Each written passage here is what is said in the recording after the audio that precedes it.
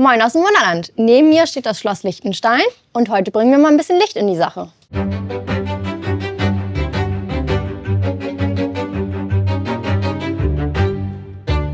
In der letzten Folge habt ihr gesehen, wie Henrik angefangen hat, das Schloss zu bauen. Mittlerweile sieht man hier, dass er schon viel weiter geworden ist. In der Zeit sind natürlich ein paar Wochen und ein paar Arbeitstage vergangen. Und er hat fleißig an dem Schloss weitergearbeitet, hat die Gebäude zusammengebaut, hat koloriert. Jetzt sieht es schon richtig nach einer schönen Optik und nach einem richtigen Schloss aus. Jetzt habe ich das schöne Schloss auf meinem Tisch und habe schon angefangen, damit zu beleuchten. Ich habe schon fast alles fertig. Jetzt habe ich nur noch das letzte Gebäude auf meinem Platz. Das Schloss hat Henrik damals in mehreren Gebäuden aufgeteilt, dass ich wirklich mir einzelne Gebäudestücke auf meinen Platz legen konnte, damit ich nicht das ganze große Schloss auf meinem Platz habe, damit es ein bisschen handlicher für mich ist zum Beleuchten und natürlich auch für Henrik zum Bau. Und jetzt werde ich euch mal zeigen, wie ich das Ganze beleuchte an dem letzten Gebäudeteil. Da habe ich schon ein bisschen angefangen zu beleuchten. Ich habe überall schon einzelne Pappen reingesetzt. Das bedeutet, wir bauen immer aus Pappe eine Schachtel, wo später die LED drin sitzt. Damit wir natürlich in einem Gebäude wirklich einzelne Fenster anmachen können.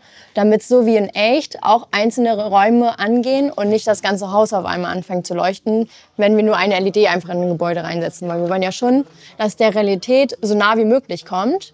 Und deswegen können wir wirklich durch diese Pappen einzelne Fenster von dem jeweiligen Gebäude anschalten. Gebäudeseiten, die man direkt von der Gelände aus sieht, die beleuchten wir so zu 70%.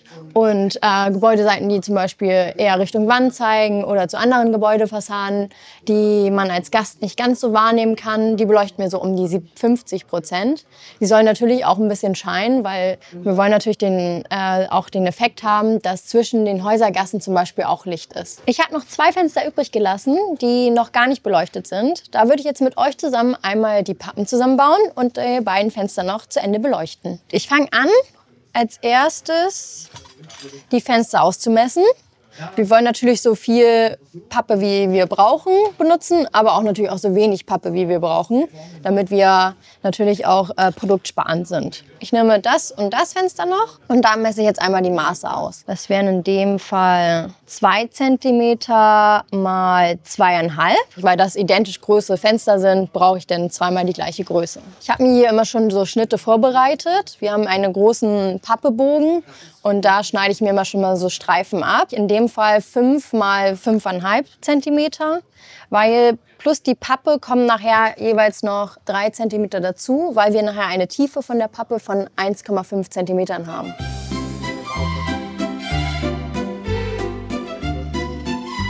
Jetzt habe ich hier meine 2 Pappen für meine beiden Kästen. Jetzt habe ich mir hier schon ein Geodreieck vorbereitet, wo ich einen Anschlag von meinen 1,5 cm habe. Also brauche ich das nur an meine Kanten einmal ranlegen und die Pappe leicht einritzen. Jetzt kann ich mich die Pappe überall einmal umknicken, leicht. Damit ich sie aber zusammenfalten kann, muss ich noch mal einmal 4-mal einschneiden.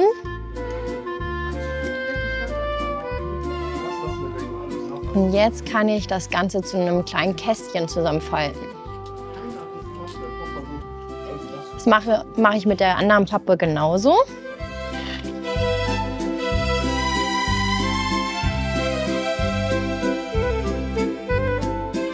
Jetzt sind beide Pappen fertig.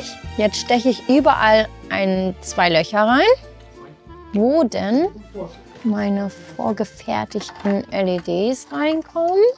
Wir haben hier schon vorbereitete LEDs, wo schon jeweils ein Plus und eine Masse dran sind. Die werden jetzt hier in diese Pappe reingesteckt, ungefähr auf die Länge, mit Heißklebe wieder befestigt. Die wird jetzt eingeknickt, dass nachher das Licht von der LED richtig schön die ganze Pappe ausleuchtet. Die Pappe ist nämlich extra deswegen von innen weiß, damit das ganze Licht da drin richtig schön reflektieren kann und später ein relativ gleichmäßiges Bild hinter dem Fensterfolie ergibt. Und von außen natürlich schwarz, damit nachher im Gebäude nichts reflektiert und dadurch das Licht dann halt ein bisschen geschluckt wird. Jetzt kann ich meine Pappe nehmen und werde sie hinter den jeweiligen Fenstern festkleben. Bei dem Gebäude ist es leider ein bisschen doof. Dadurch, dass es sehr schmal ist, ist es selbst mit meinen kleinen Fingerchen und Händen auch ein bisschen anstrengend, da in die Gebäude mit den Pappen vernünftig reinzukommen. Deswegen mache ich mir die Kabel hier außen mal raus. Dann wird ein Heißkleberand an die Pappe gemacht. Die Pappe dann um das Fenster drum eingeklebt. Das Ganze mache ich mit der zweiten Pappe auch nochmal. Jetzt kann man hier schön sehen, ich habe die Pappe um die Fenster herum geklebt, dass wirklich einmal das komplette Fenster umschlossen ist von dieser Pappe, damit natürlich nachher auch das ganze Fensterchen hier leuchten kann. So, jetzt sind alle Pappen in meinem Gebäude drin. Der nächste Schritt ist jetzt wie folgt. Wir werden jetzt gleich einmal das Licht ausmachen, weil wir wollen natürlich, dass die Fenster optisch sehr gut in die Anlage passen. Deswegen müssen wir gleich die Widerstände für die Fenster einmal bestimmen. Also das bedeutet, einmal die Helligkeit der Fenster feststellen und einstellen. Paul, ich mache einmal das Licht aus. Okay. So, du müsstest auch einmal dein Licht ausmachen. Sehr schön. Dann mache ich jetzt das erste Fenster für euch mal an. Und jetzt seht ihr schon das erste Fenster hier leuchten. Ich muss natürlich für jedes Fenster einzeln die Helligkeit bestimmen. Dadurch, dass es natürlich nicht alles komplett gleich aussehen soll, sondern immer ein bisschen unterschiedlicher. Weil nicht jeder hat natürlich das gleiche Licht in seinem Fenster, in seinem Raum an. Genauso wie die gleiche Helligkeit. Nicht jeder hat die gleiche Lampe in seinem Gebäude drin. Deswegen versuchen wir immer durch die Lichtfarbe der LEDs und so ein bisschen durch die Helligkeit so ein bisschen einen Unterschied reinzubekommen. Ich habe jetzt hier eine Widerstandskaskade, mit der kann ich unterschiedliche Widerstände einstellen. Bedeutet, umso kleiner mein Widerstand ist, umso heller wird das Fenster. Umso größer mein Widerstand ist, wird natürlich umso dunkler das Fenster. Wenn man jetzt ein bisschen hier die Hand vormacht und noch ein bisschen mehr Schatten macht, dann sieht man, das sieht schon ganz gut aus und ist hell genug für die Anlage. Und das Ganze muss ich jetzt mit jedem einzelnen Fenster in meinem Gebäude machen.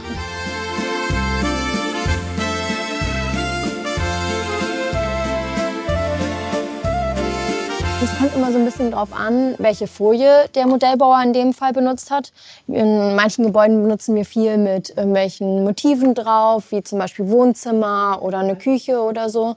In dem Fall jetzt hier im Schloss haben wir hauptsächlich alles Vorhänge, die alle die relativ gleiche Folie haben. Und dann kommt es noch ein bisschen drauf an, wie groß meine Pappe ist. Umso kleiner meine Pappe ist, umso mehr reflektiert natürlich das Licht in dieser Pappe. Umso heller ist nachher das Ganze hinter einem Fenster. Ich liege so im Durchschnitt zwischen so zwischen 3,3 Kiloohm und 22 Kiloohm. Jetzt mache ich einmal ein bisschen wieder Ordnung in meinen ganzen Kabelsalat hier im Gebäude. Dann fangen wir mit dem Fenster hier an. Da schneide ich mir jetzt einmal die passende Länge vom Kabel zurecht. Nachher kommen meine ganzen Kabel gebündelt aus dem Gebäude hier unten raus.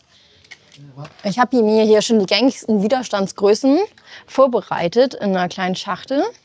In diesem Fall brauche ich für das Fenster 22 Kiloohm, die ich mir einfach mit einer Pinzette hier ganz einfach aus meiner Schachtel rausnehmen kann. Der Widerstand hat auf beiden Seiten eigentlich immer einen langen Draht. Den habe ich bei mir immer schon einseitig abgeschnitten, weil hier an der einen Stelle wird gleich mein Kabel einfach angelötet. Der ist süß, oder? Er hat sogar eine Zunge. Wir wollen natürlich nachher nicht, dass die Lötstollen offen sind, deswegen mache ich da Schrumpfschlauch drüber, was ich dann nachher über die offene Lötstelle rüber mache. Und dann löte ich den Widerstand an mein Kabel ran.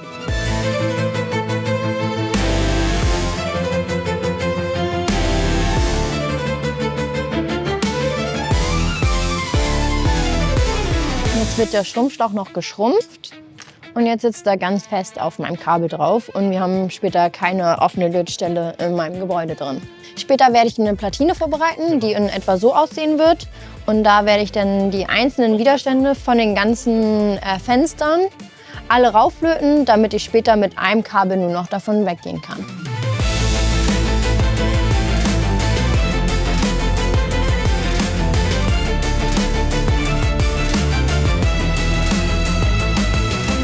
So, ich bin jetzt fast fertig mit dem Beleuchten des Hauses. Hier unten sieht man schon, dass meine ganzen Kabel hier rauskommen, später um eine Steckerübergabe zu machen. Hier habe ich das Ganze, meine ganzen Plusse schon auf einer kleinen Platine zusammengefasst, wo dann nur noch ein Plus von abgeht, der dann hier unten mit rauskommt. Bei uns ist nämlich der Plus blau. Und jetzt habe ich aber festgestellt, dass es noch ganz schön wäre, wenn dieser Treppenaufgang auch noch beleuchtet wäre. Deswegen würde ich jetzt hier noch eine kleine Außenlampe ranmachen, um nochmal so ein kleines spezielles Detail mit zu integrieren, um da nochmal ein bisschen eine andere Lichtfarbe reinzubekommen, um das nochmal ein bisschen diesen schönen Aufgang hier zu beleuchten. Wir haben hier für die Außenlampen schon Eigenbauten vorbereitet. Ich habe hier so eine schöne Sortierkiste. Da haben wir verschiedene Druckteile, wo wir mal gewisse Außenlampenmodelle schon mal vorgedruckt haben, die wir jetzt ganz einfach an die Häuserfassade ransetzen können. Da würde ich tatsächlich dieses Teil hier nehmen. Die Lampe besteht aus 2 Teilen. Das ist einmal der untere Korpus. Und dann hat die Lampe noch oben so ein Schirmchen drauf. Das sieht dann so aus später. So, als erstes baue ich hier ein kleines Loch in die Häuserfassade rein. Ich habe hier so einen ganz, ganz dünnen 0,5 mm Bohrer. Dann kommt da jetzt eine ganz kleine LED rein. Ich nehme hier eine warmweiße 0402 LED. Die sieht so aus. Hier kann man jetzt gut sehen, ich habe meine kleine LED jetzt an die Häuserfassade rangeklebt. Jetzt klebe ich die beiden Teile meiner Lampe zusammen, damit das nachher eine schöne Lampe ergibt, die einen schwarzen Lampenschirm hat mit einem relativ durchsichtigen Glas. Und die wird gleich auf meine Lampe an der Häuserfassade draufgeklebt. So, das Ganze muss jetzt noch mal kurz trocknen. Aber hier sieht man jetzt schön, wie die Lampe angeklebt ist. Jetzt werde ich für die Lampe noch den Widerstand bestimmen. Und danach ist das Gebäude fertig endlich. Mag ich es noch mal dunkler machen? Ja, prima. So, jetzt bin ich bei 68 Kilo Ohm. Und jetzt sieht man hier schön, die Treppe und der Aufgang wird noch richtig schön angestrahlt und beleuchtet. Das wird nachher richtig cool aussehen, weil das nachher hier eine Gasse sein wird. Also hier stehen ja nachher auch noch Gebäude drumherum. Also wird nachher hier noch ein bisschen dunkler das Ganze sein. Und dann hat es nachher einen richtig schönen Schein auf die Treppe. Wir stehen jetzt hier wieder wie am Anfang. Ich bin im letzten Gebäudeteil endlich fertig mit dem Beleuchten. Und das werde ich jetzt einsetzen. Und dann werde ich euch mal zeigen, wie das ganze Schloss beleuchtet aussieht. So, jetzt steht das Gebäude drin. Und jetzt stecke ich das Ganze mal an. Jetzt mache ich hier mal ein bisschen Spannung drauf. Und tada! Das Ganze leuchtet. Ich habe jetzt einfach mal alle Fenster dauerhaft angemacht. In der Anlage später sind sie auf unserer Mivo-Light aufgelegt, wo wir dann immer mal wieder die Fenster an- und wieder ausmachen, damit wir wieder durch die Beleuchtung auch Leben in die Anlage bekommen.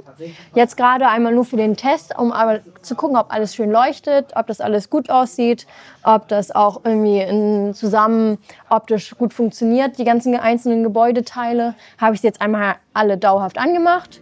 Und damit ihr einmal sehen könnt, wie das ganze Schloss leuchtet später.